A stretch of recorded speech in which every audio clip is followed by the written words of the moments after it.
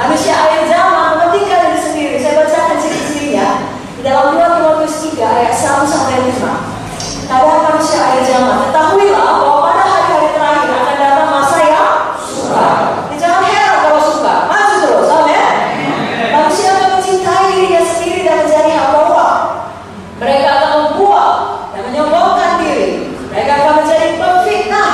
Mereka akan berontak terhadap orang tua dan tidak tahu terima kasih, tidak memiliki agama, tidak tahu mengasihi, tidak mau damai, suka menceraikan orang, tidak dapat mengekang diri, garang, tidak suka yang baik, suka mengkhianat, tidak berpikir panjang, berlayak tahu, lebih memenuhi hawa nafsu daripada memenuhi Allah. Secara lahiriah mereka menjalankan ibadah mereka, tapi pada hakikatnya mereka memungkiri kekuatannya. Jauhilah mereka itu.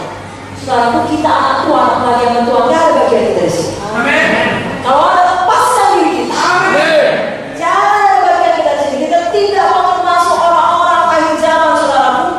Ya, khususnya di dalam topik ini, tidak tahu terima kasih, berontak terhadap orang tua, merasa diri benar. Biarlah selamanya seperti Esther, kita menjadi orang yang tahu terima kasih. Amin. Artinya apa? Kita tahu mengasihi. Amin. Kenapa saudara berterima kasih? Karena saudara mengasihi, berjalan dalam kasih.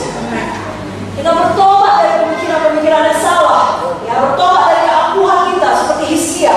Dalam 2 Tawarik 32 ayat 25 sampai 26 dikatakan, tetapi Hizkia tidak berterima kasih atas kebaikan yang ditunjukkan kepadanya, karena ia menjadi angkuh, sehingga ia dan Yehuda dan Yerusalem ditimpa murka. Tapi ia sadar akan keangkuhannya itu dan merendahkan diri bersama-sama dengan penduduk Yerusalem, sehingga murka Tuhan tidak menimpa mereka pada zaman Hizkia. Kita pun, ya semua manusia yang saudaraku dilahirkan dalam dosa, adanya tendensi kita untuk angkuh. Ya, adanya kecenderungan kita, apalagi kalau sedang berhasil, sedang sukses, sedang diberkati, untuk sombong. Tapi kalau harus bicara mengingatkan, mari segera bertobat. Seperti Hizkia, mari segera merendahkan diri.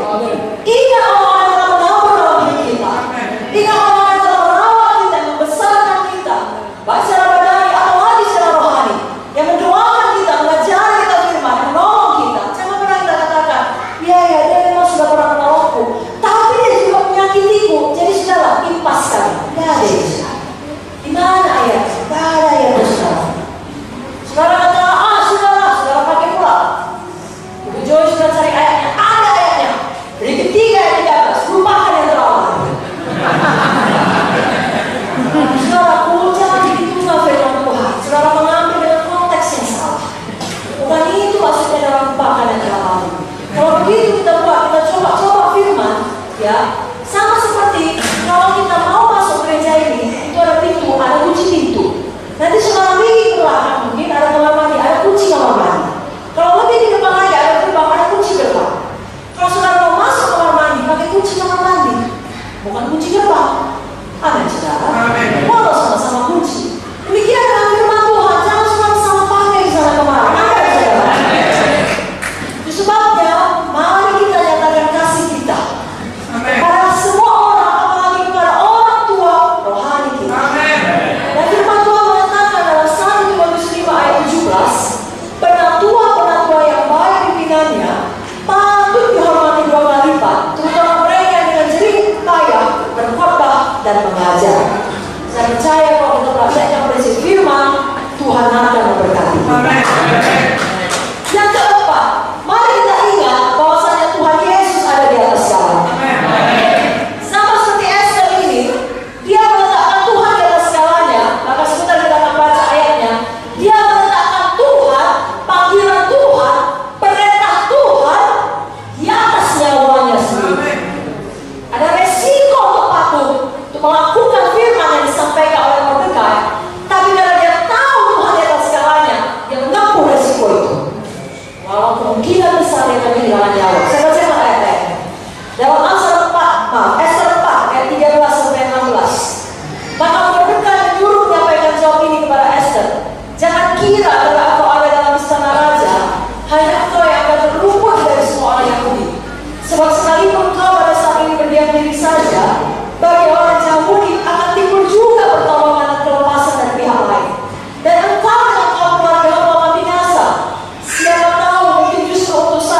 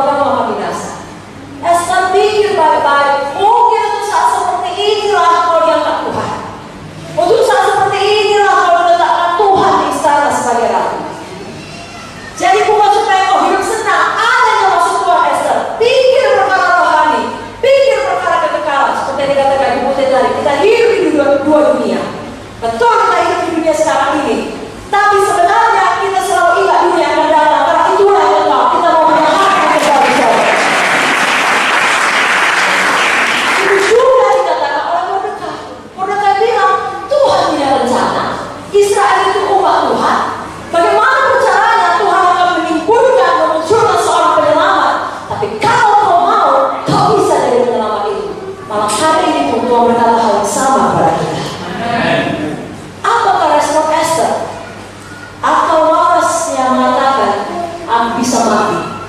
Habis tamat riwayat kita. Usia yang muda semuanya sia-sia. Tetapi ada yang kecil di dalam membuat dia melakukan yang benar. Ada juga Roh Kudus bicara di dalam, tidak memaksa saudara, hanya kecil saja. Tapi kalau saudara mau patuh atau membuat perbedaan yang sangat besar, maka Esther merespon